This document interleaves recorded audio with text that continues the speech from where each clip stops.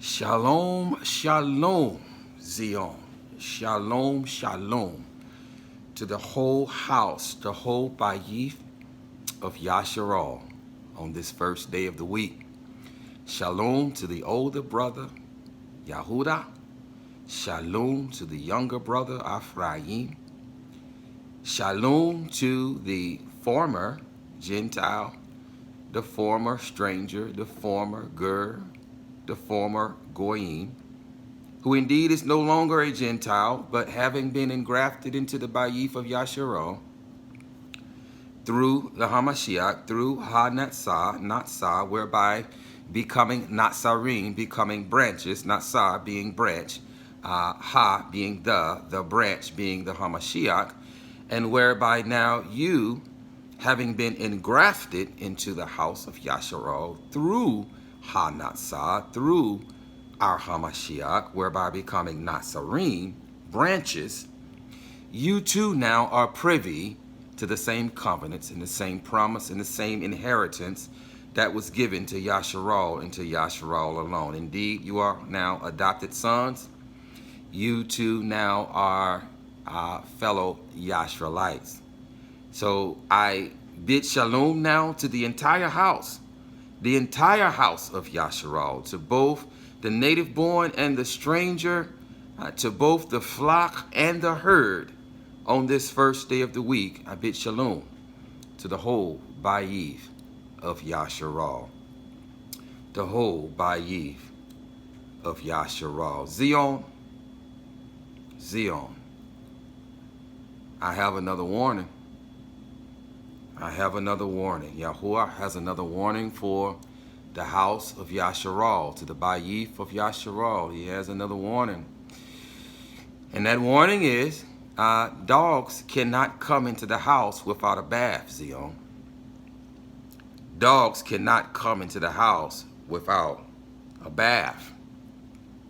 Some of you may have pets, and some of you may be able to relate to this.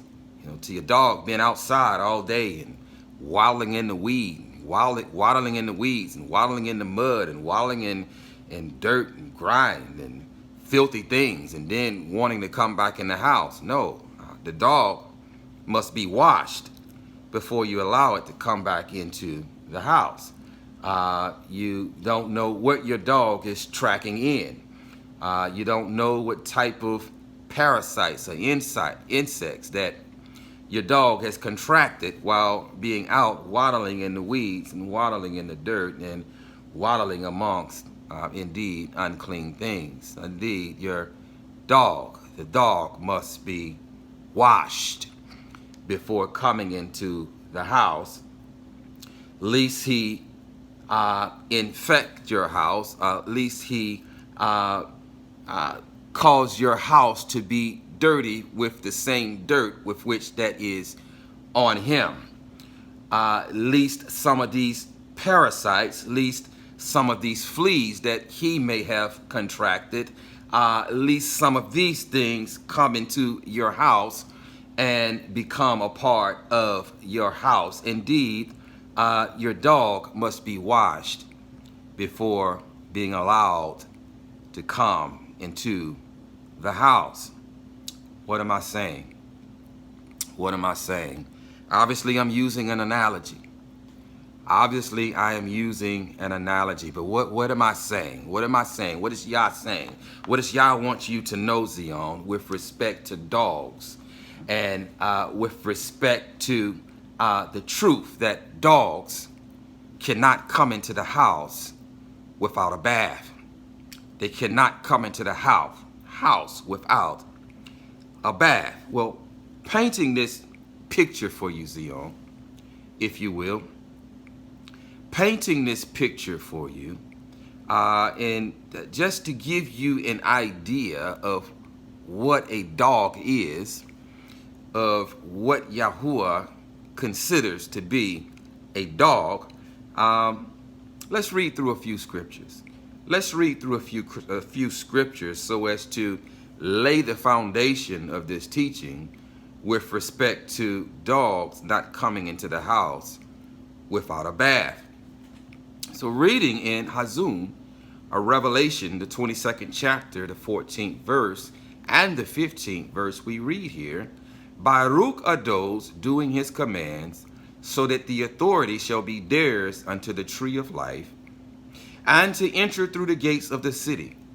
But hear me, but outside are the dogs, and those who enchant with drugs, and those who whore, and the murderers, and the idolaters, and all who love and do falsehood. And all who love and do falsehood. But outside are the dogs, and those who enchant with drugs, and those who whore, and the murderers, and the idolaters, and all who love and do falsehood. In Kapha Beit, or 2 Peter, the 2nd chapter, verse 20 through 22, we read here, For if after they have escaped the defilements of the world through the knowledge of the Master and Savior, Yahushua Messiah, they are again entangled in them and overcome, the latter end is worse for them than the first. For it would have been better for them not to have known the way of righteousness. The way of righteousness. What is the way of righteousness? The way of righteousness is ta'urah. The way of righteousness is obedience to ta'urah. As it is written, if we are careful to obey its instructions, then it will be righteousness for us. Then it will be righteousness for us. So the way of righteousness is ta'urah. So it reads here, for it would have been better for them not to have known the way of righteousness.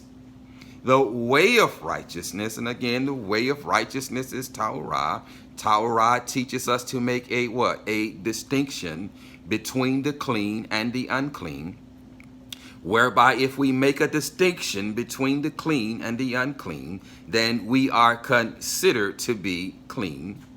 We are considered to be clean. However, if we do not make a distinction between the clean and the unclean, and we are intent on touching that which is unclean, then we too are just as unclean as the thing in which we are touching. How many of you know if you go in a germ-infested place, then the chances are that you are going to contract germs? Moreover, how many of you know if you sit on a muddy seat, then chances are then when you get up, then your behind is going to be muddy. Indeed, if you touch the unclean thing, then you are just as unclean as the unclean thing in which you are touching. Again, if you abstain, if you make a difference, a distinction between the clean and the unclean, if you touch not the unclean thing, then you are considered to be clean. Reading on, it says, for it would have been better for them not to have known the way of righteousness than having known it to turn from the set-apart command delivered unto them. What is the set-apart command delivered unto us? The set-apart command delivered unto us is to turn neither to the right or to the left from the eternal command given to us. To turn neither to the right or to the left of the eternal command given to us, which is to obey his righteous ta'urah. This is the set-apart command delivered unto them. This is the set-apart command delivered unto them. For it would have been better for them to not have known the way of righteousness than having known it, to turn aside from the set-apart command delivered unto them. For them the proverb has proved true. A dog returns to its own vomit, and a washed sow returns to her rolling mud. A dog returns to its own vomit, and a washed sow returns to her rolling mud.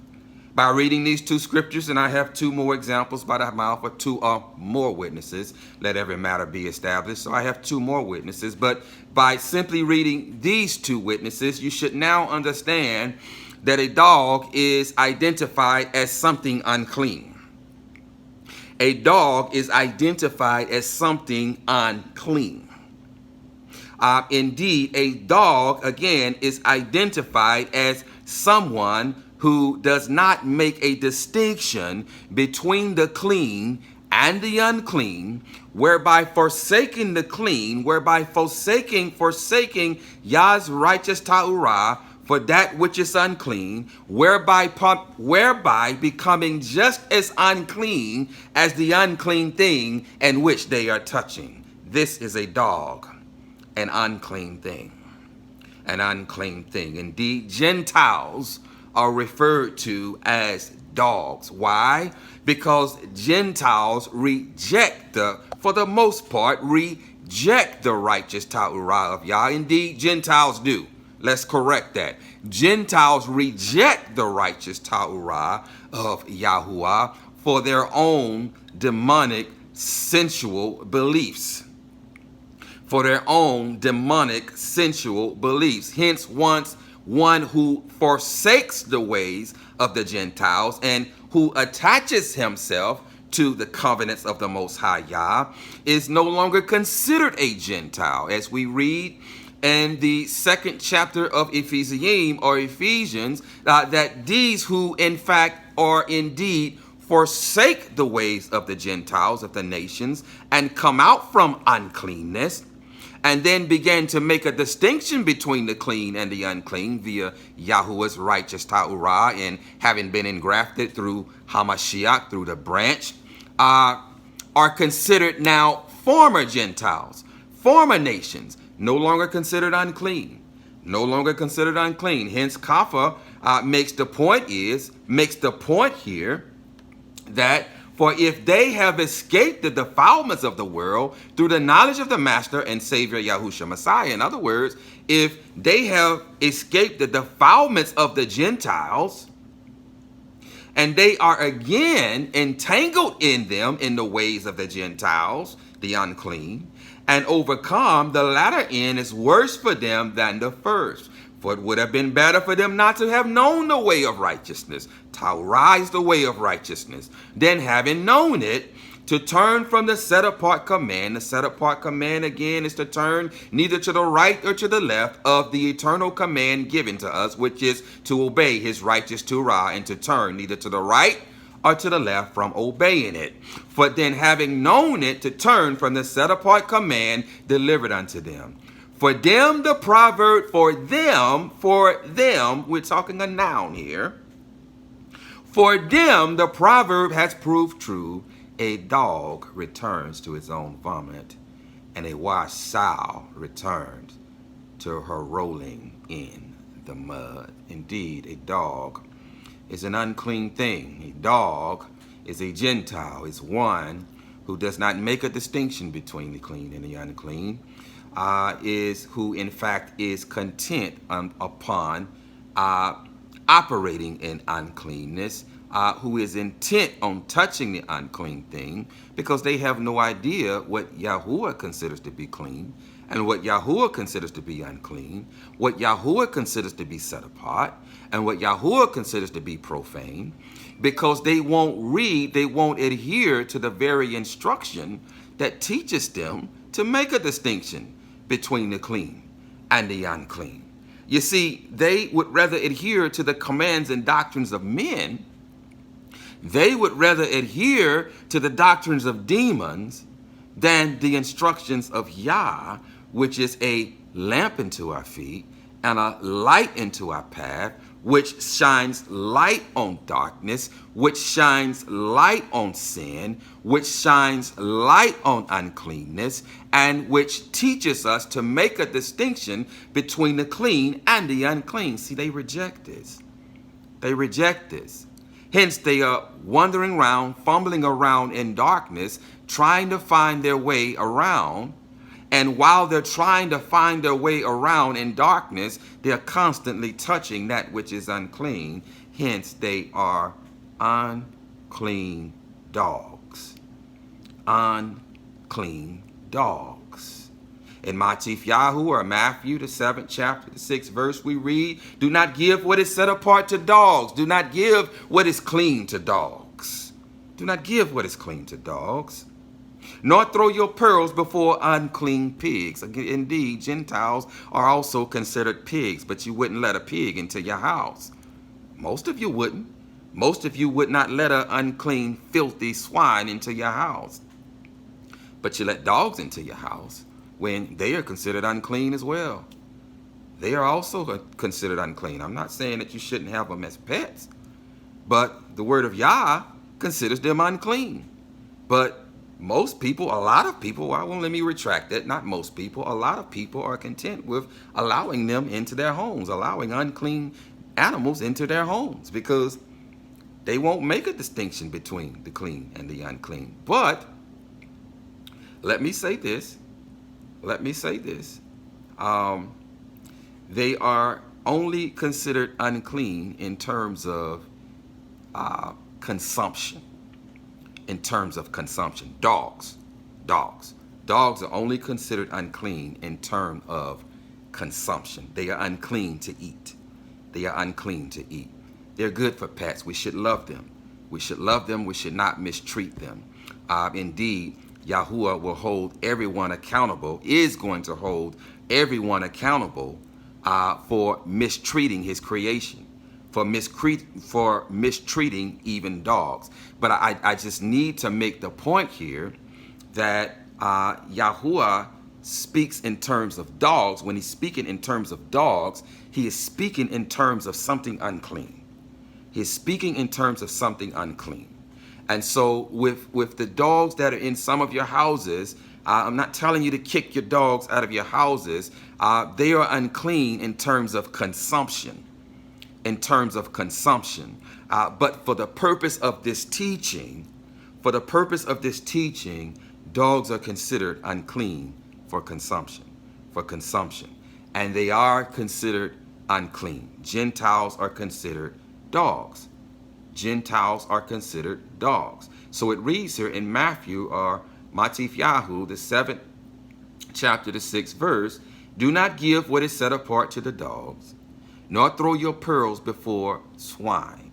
Pigs are also considered unclean, lest they trample them under their feet and turn and tear you in pieces. In Matif Yahu, or Matthew the 15th chapter, verse 22 through the 26th verse, we read here, and see, a woman of Canaan came from those borders and cried out to him, saying, have compassion on me, O master, son of Dawood. My daughter is badly demon possessed. But he did not answer her a word. And his taught ones came and asked him, saying, send her away, because she cries after us.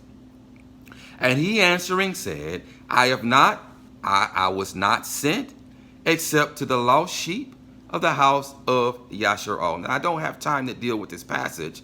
The only reason I'm reading this passage is to show you that dogs are Gentiles, and Gentiles are considered to be dogs because Gentiles are unclean, because Gentiles do not make a distinction between the clean and the unclean. And so this is the only reason why I am using this text. I don't have time to address this text, but understand the only reason that I'm reading this text, again, is to give 2 or more witnesses attesting to the fact that Gentiles are considered dogs, are considered unclean, because they do not make a distinction between the clean and the unclean that is contained in Yahuwah's righteous Torah.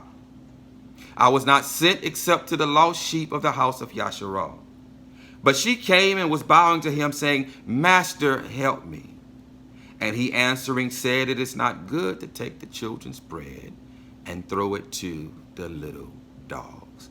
Now, many of you know how this passage turns out. Again, I'm not addressing this passage, but merely using this passage as an example to show you who are dogs and why they are considered dogs. So why have I painted this picture? Why did we need to lay this foundation so that you gain an understanding of what a dog is, and why are Gentiles considered dogs? And again, because they're considered unclean, because they won't make a distinction between the clean and the unclean. So the warning still goes forth.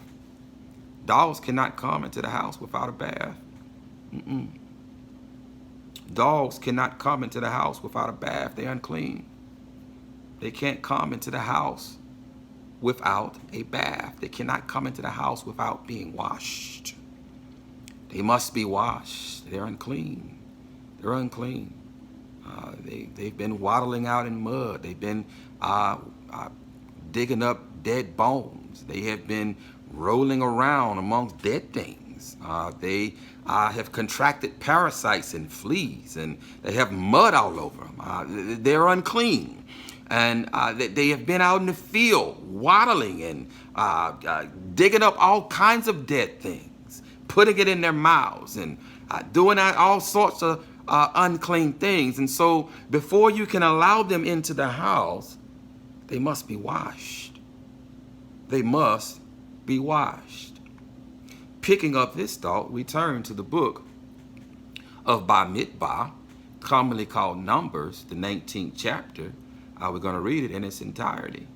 We're going to read it in its entirety. Beginning at verse 1, it reads, "And Yahuwah spoke to Moshe and to Aharon, saying, This is the law of the Torah, which Yahuwah has commanded, saying, Speak to the children of Yasharal that they bring you a red heifer, a perfect one, and which there is no blemish, on which there is no blemish, and on which a yoke has never come. And you shall give it to Al-Azar the Kohen," in other words, the priest, "and he shall bring it outside the camp." Bookmark that, please. "And he shall bring it outside the camp." Why must he bring it outside the camp? Well, because dogs can't come in the house until they're washed. Dogs can't come in the house until they are washed. "Nevertheless, and he shall bring it outside the camp, and shall slay it before him.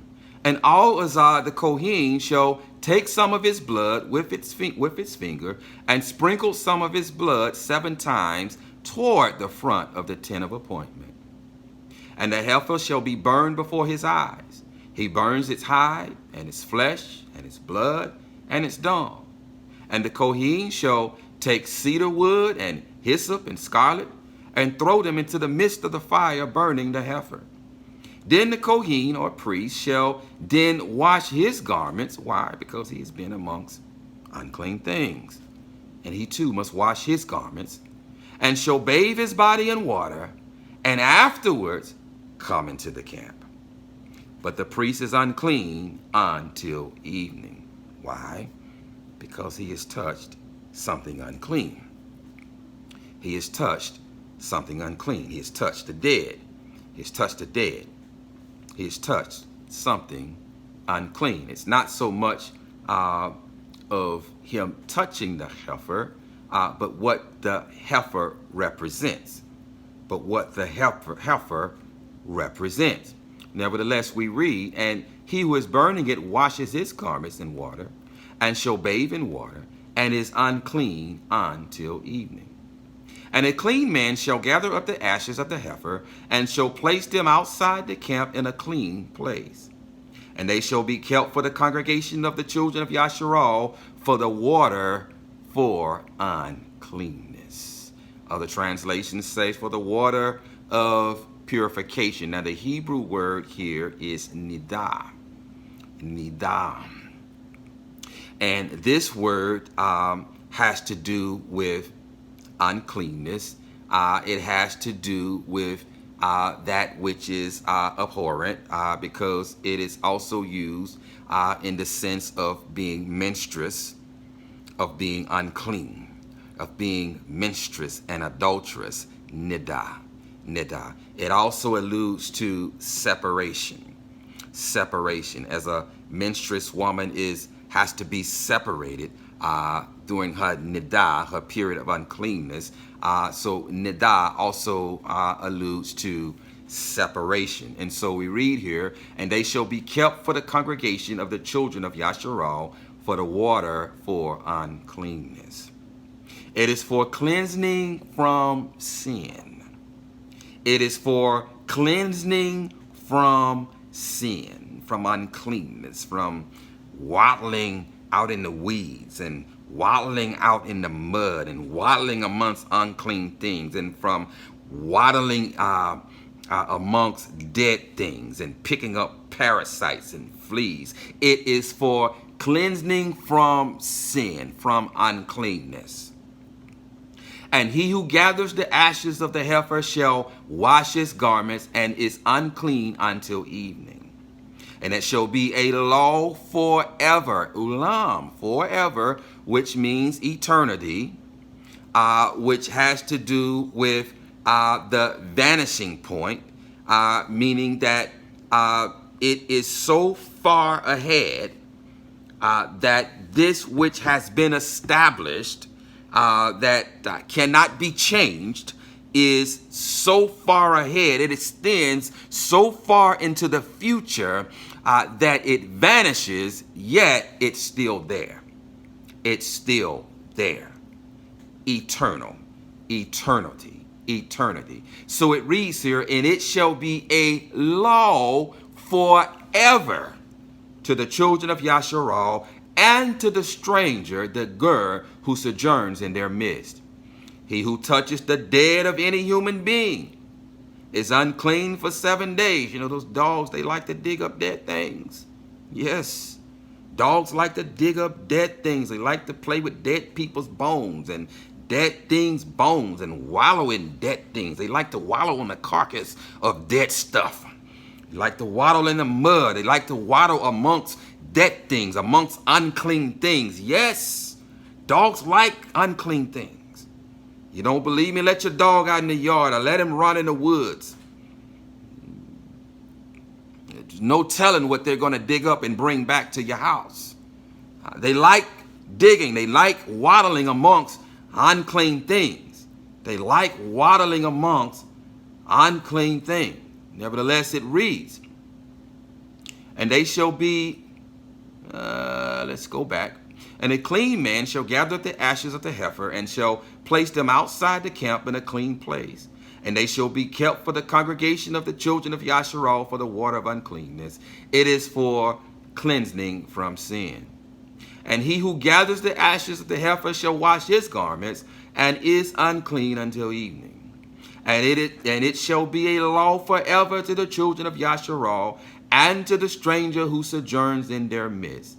He who touches the dead of any human being is unclean for 7 days. He who touches the dead of any human being is unclean for 7 days. He is to cleanse himself with the water on the, listen to me, listen to what is read. He is to cleanse himself with the water on the 3rd day.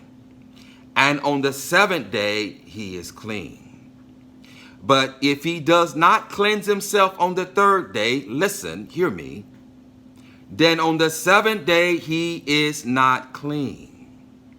Anyone who touches the dead of a human being and does not cleanse himself defiles the dwelling place of Yahuwah. What is the dwelling place of Yahuwah? We are the dwelling place of Yahuwah. We are the dwelling place of Yahuwah. As it is written, he will dwell in them, and he will be our Elohim, and we will be his people. We are the dwelling place of Yahuwah. Anyone who touches the dead of a human being and does not cleanse himself defiles the dwelling place of Yahuwah. Anyone who touches dead things, thus Yahuwah declares, let the dead bury their own dead. Anyone who touches dead things, unclean things, defiles the dwelling place of Yahuwah. Anyone who touches the unclean thing, that which is unclean, defiles the dwelling place of Yahuwah. Anyone who does not make a distinction between the clean and the unclean and touches the unclean thing defiles the dwelling place of Yahuwah. And that being shall be cut off from Yasharal. Hear me. And that being shall be cut off from Yasharal. That being that touches the unclean thing. He is unclean, for the water for uncleanness was not sprinkled on him. His uncleanness is still upon him. This is the Torah when a man dies in a tent.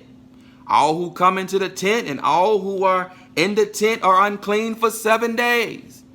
In every open vessel which has no cover fashioned on it, it is unclean. Anyone in an open field who touches someone slain by a sword, or who has died, or a bone of a man, or a burial site is unclean for 7 days. Anyone who touches the dead things of Babylon, anyone who touches the unclean thing is unclean, And for the unclean being, they shall take some of the ashes of the heifer burnt for cleansing from sin, and running water. Now the word here for running is high, which means life. And we're going to touch that in a minute. We're going to touch more on that in here just momentarily. But the word here for running water, for running, the Hebrew here is high, which means life. So this essentially is living water. Living water. And living water shall be put on them in a vessel. And a clean man shall take hyssop and dip it in the water, and shall sprinkle it on the tent, and on all the vessels, and on the beings who were there, or on the one who touched a bone, or the slain, or the dead of a burial site. And the clean one shall sprinkle the unclean on the 3rd and on the 7th day. Hear me, listen. And the clean one shall sprinkle the unclean on the 3rd day and on the 7th day. He got to have water sprinkled on the 3rd and the 7th day. And on the 7th day he shall cleanse himself, and shall wash his garments, and bathe in water, and shall be clean in the evening. But the man who is unclean and does not cleanse himself, that being shall be cut off from amongst the assembly. He can't come in the house. He's a dog. He's unclean. He can't come in the house. That being shall be cut off from among the assembly, because he has defiled the set apart place of Yahuwah. He can't come in the house. Water for uncleanness has not been sprinkled on him. Water for uncleanness has not been sprinkled on him. He is unclean. And it shall be a law for them forever, ulam, forever, eternity. And the one who sprinkles the water for uncleanness washes his garments. And the one who touches the water for uncleanness is unclean until evening. Listen, and whatever the unclean being touches is unclean. And the being who touches it is unclean until evening. If you're touching something unclean, then you too are unclean. And if you too are unclean, you can't come into the house without a bath. You cannot come into the house without a bath. Now, many of you who have been listening to Yah's videos through me at any length, you understand that there are 4 levels of scriptural interpretation. There are 4 levels of scriptural interpretation. I only talk about here the Pashat, and the Sud. I will only talk about 2 of them, the Pashat and the Sud. The Pashat has to do with the surface or direct meaning. The surface or direct meaning. The who, the what, the why, the when, and the where. The surface or the direct meaning. Now, the surface meaning of this instruction is that anyone who touches the unclean thing, anyone who touches uncleanness by touching a dead body, which is representative of the unclean thing, which is representative of sin. How? Because death is a consequence of sin. Death is a byproduct of sin. Death is synonymous with sin. Indeed, the wages of sin is death. So death is synonymous with sin. Sin is uncleanness. Death is uncleanness because it is synonymous with sin and a byproduct of sin. And so the Pashat meaning here is that someone who touches the unclean thing, who touches something sinful, represented by a dead human body, let's back up. Let's back up. We first begin this passage by them slaughtering a red heifer, a female cow, a perfect one, without blemish. And this red heifer, in turn, was to be taken outside of the camp, and it was to be slaughtered.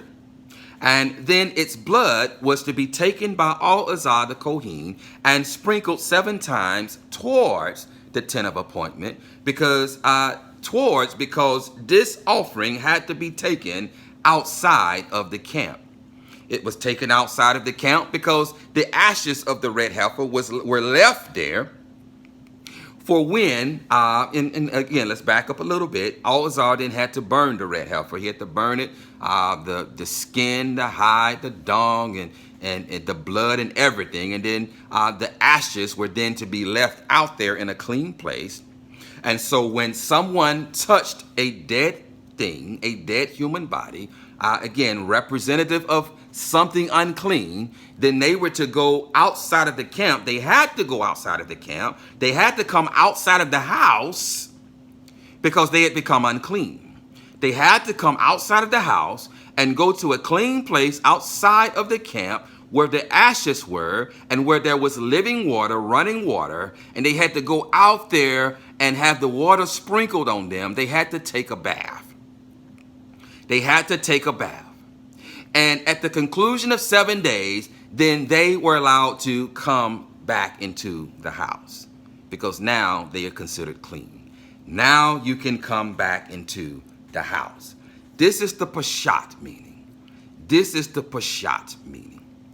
I need you to understand the Sud, spelled S-U-D, pronounced like wood, Sud. And it has to do with the hidden thing. It has to do with the mystery or the hidden thing. What is the mystery? What is the hidden thing? What is this pointing towards? What is this instruction pointing towards? Many of you know, or who are students of Scripture, you understand that all of the offerings are representatives of our Hamashiach. Well, the red heifer is no different. The red heifer is no different. It is a foreshadowing of our Hamashiach. It is a foreshadowing of our Hamashiach, who is the offering for the purification or the cleansing of us from sin. He is the offering given. He is the atoning offering given to us for the cleansing of our sins. He is our red heifer. He is our red heifer. This is what this instruction points towards. It points towards the Hamashiach. It points towards the Hamashiach. Now, as the instruction also pointed out, that this is an instruction forever.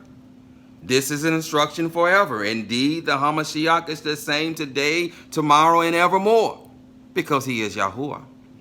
He is Yahuwah. And so this instruction continues on today. When one of us becomes unclean, and all of us were unclean at one time, we were unclean from touching the dead things of Babylon, from waddling amongst dead things, living amongst the Gentiles, living as Gentiles, and we were indeed dogs who were shut out of the house, who could not come back into the house until we have taken a bath. Until we have taken a bath. Now, some of us call this bath the mikvah tabalah. Some falsely call it the baptismo or the baptism. Some falsely call it the baptismo or the baptism. Now, on the 3rd day, it is written in this instruction that the ashes of that red heifer of our Hamashiach, hallelujah, and running water was to be sprinkled on that person's head on the 3rd day. On the 3rd day. And then running water, living water, was again supposed to be sprinkled on that person's head, mixed with the ashes on the 7th day. On the 7th day. Do you not understand, Zion? Do you not understand that our Hamashiach was impaled and was in the ground for 3 days and 3 nights?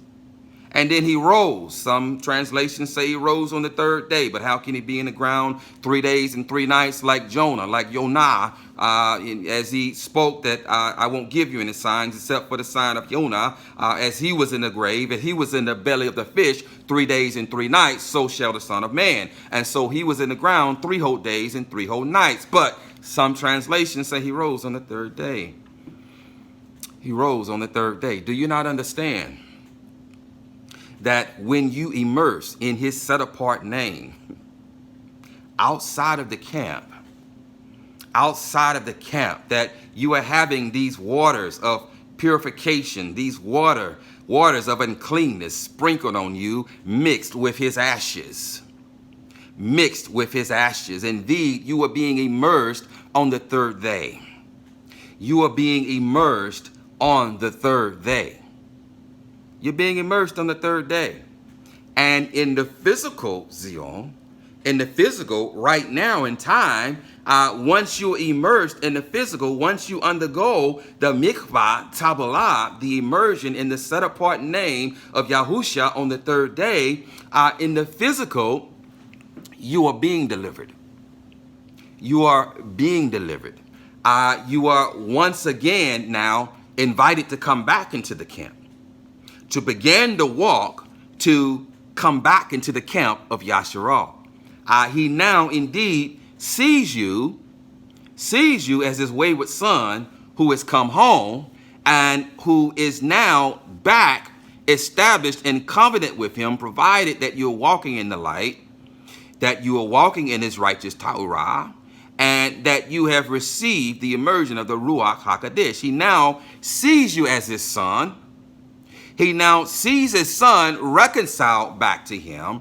And now the process of being delivered now takes place. Understand, we are not delivered. We are still in our captivity. We're still in our land, in our respective lands of captivity. We are still in Mashrayam. So we have not been delivered. In essence, you don't know in essence, not in essence, but in truth, we have not come into the house yet. We have not come into the house, but the process has began. The process has began so that we can enter the house, and that process must begin with the sprinkling of the water on the third day. That process must begin with the mikvah tabbalah. That process must begin with the mikvah tabbalah. As it reads, if a person is not sprinkled, washed with the ash in the living water on the third day, listen to me, hear me, then he is not clean on the seventh day. Then he is not clean on the seventh day. What am I saying? What is Yah saying, Zion? What is he saying? 6 days have Yah established for man to work. And on the seventh day, he is given to man to rest. 6,000 years have been established for man to work. And on the 7,000th year, there will be a millennial rest. There will be a millennial rest. Here is what Yah needs for you to hear. In time, Zion, you must be immersed on the third day and have the ashes of the red heifer and the living water. You must be immersed in living water, living water, living water, running water. Chai, you must be immersed in living water. On the third day, mix with the ashes of the red heifer. And if you're not immersed on the third day, mix with the ashes of the red heifer, then on the seventh day, you're not clean. On the seventh day, you're not clean. And so if you have not undergone the mikvah tabbalah, then on the seventh day, when the sky split and the Hamashiach sends forth his malachim to the four corners of the eretz with the great sound of a shofar to gather his people from the four corners of the earth, where the dead in Hamashiach will rise, and those of us who are alive and remain will be changed in the twinkling of an eye. And we will be caught up with them in the air, in our land, in the house, will we be there with him always. But if you have not been immersed on the third day in the waters of the mikvah tabbalah, in the immersion on the third day, symbolic of the running water on the third day, in the ashes of the red heifer, then on the seventh day, when he comes to gather us, you won't be clean. You won't be clean. And you ain't getting in the house. you ain't getting in the house. Again, the red heifer is representative of the HaMashiach. It is the only offering that was slaughtered outside of the camp. All of the offerings were slaughtered at the door of the Hekel. This is the only offering that was slaughtered outside of the camp. And as we read in Abrim, commonly called Hebrews, the 13th chapter, reading verse 9 through 13, it reads, "Do not be borne about by various and strange teachings. For it is good for the heart to be established by favor, not with foods which have not polluted those who have been occupied with them." Listen, we have a slaughter place from which those serving the tent have no authority to eat. We're talking about the body, the offering, the slaughtering of the HaMashiach, that they have no authority to eat of. For the bodies of those beasts whose blood is brought into the set-apart place by the Kohen Gadol, or high priest, for sin, are burned outside the camp. And so Yahushua also suffered outside the gate, to set apart, to cleanse, to purify, to purge, to set apart the people with his own blood. Let us then go to him outside the camp, bearing his reproach. Bearing his reproach. We were unclean, Zion, so we couldn't come in the house. We got to go outside of the camp where the ashes of the red heifer are kept, where the living water is kept. Hence, Yahuwah and Yemersa, he immersed outside of the camp. He immersed in the wilderness. He immersed outside of Jerusalem. He immersed in the Jordan. He immersed out in the wilderness. And they had to go outside of the camp to him. Thus, we have to go outside of the camp to our HaMashiach, to our red heifer, to be cleansed.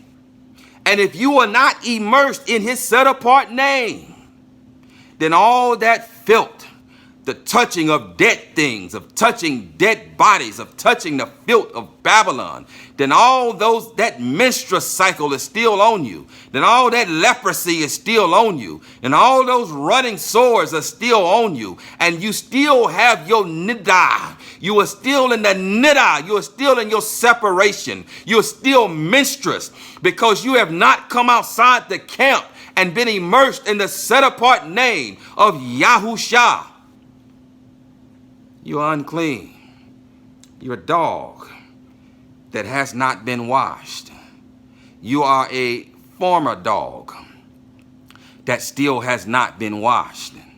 And some are listening are still dogs because you're not making a distinction between the clean and the unclean. And some of you are former dogs, but you are still occupying the status of a dog because you have not been washed yet.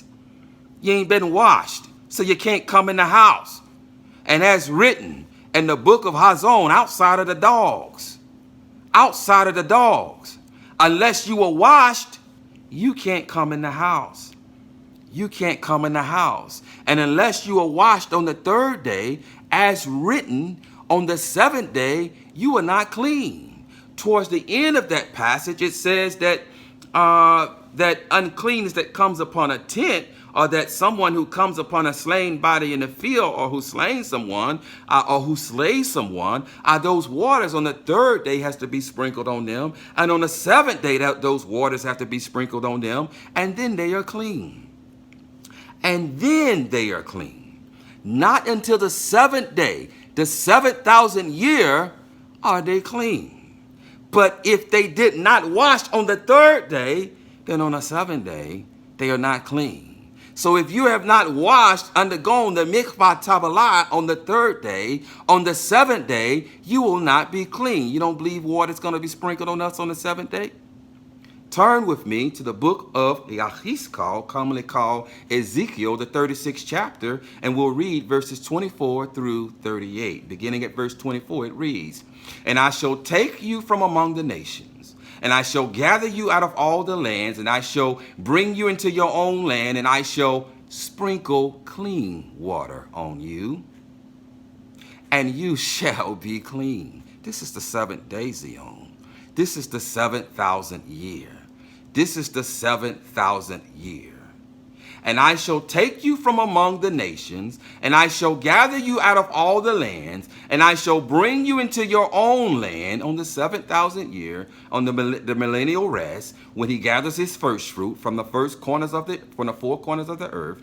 And I shall sprinkle clean water on you on the seventh day, and you shall be clean from all your filthiness, and from all your idols I cleanse you.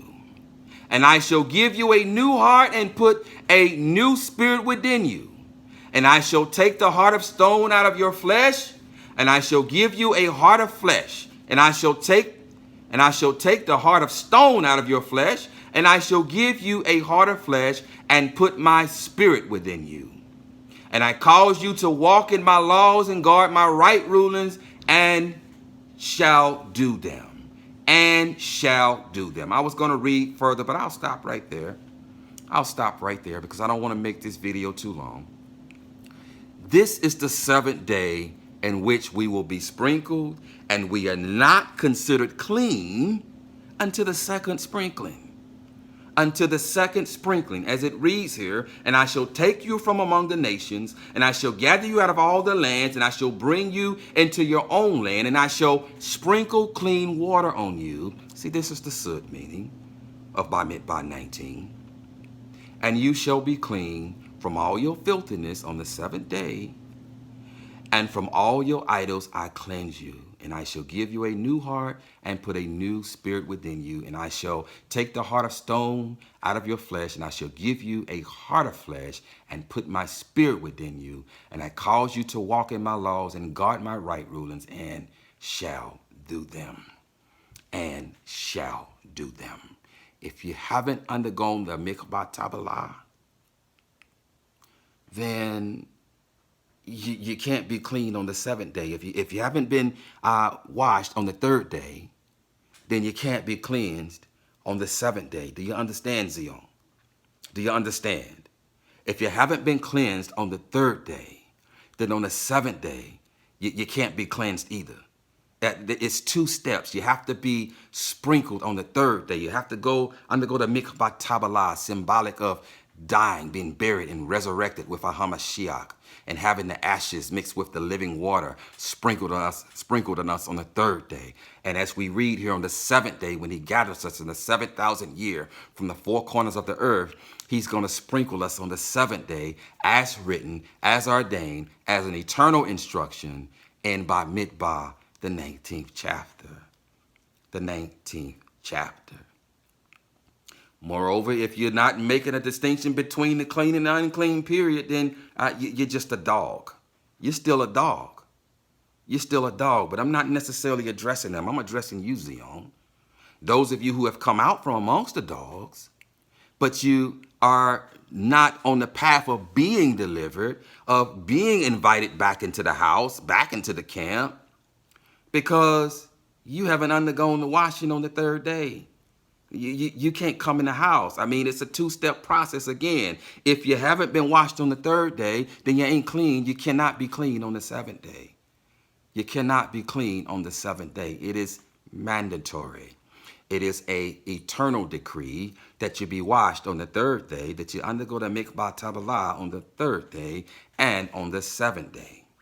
As it is written in Marcos, and we're going to shut this down, on Mark, the 16th chapter, the 14th through the 20th verse, we read, Later he appeared to the 11 as they sat at the table, and he approached their unbelief and hardness, and he reproached their unbelief and hardness of heart, because they did not believe those who had seen him after he was raised.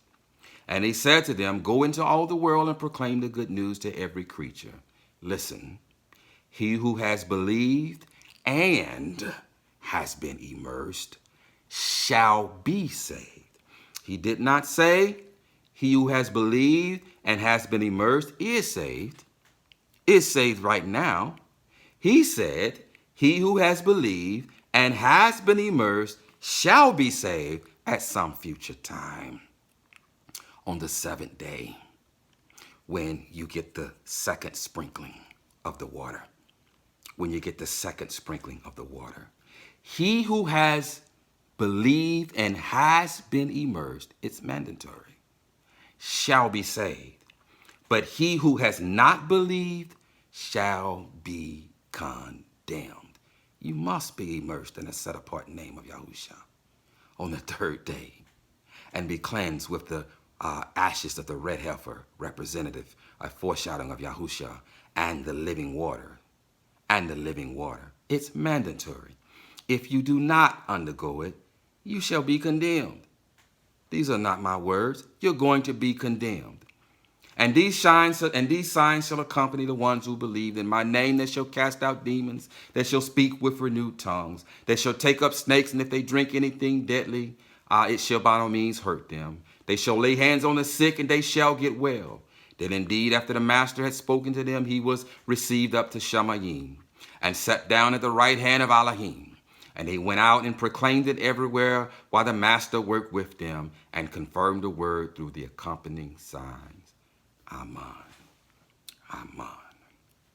Many of you are former dogs. Many of you were as Shaul declares, do not be deceived. The unrighteous shall not inherit the reign of Shamayim. Do not be deceived, adulterers, or murderers, or effeminate, or homosexuals.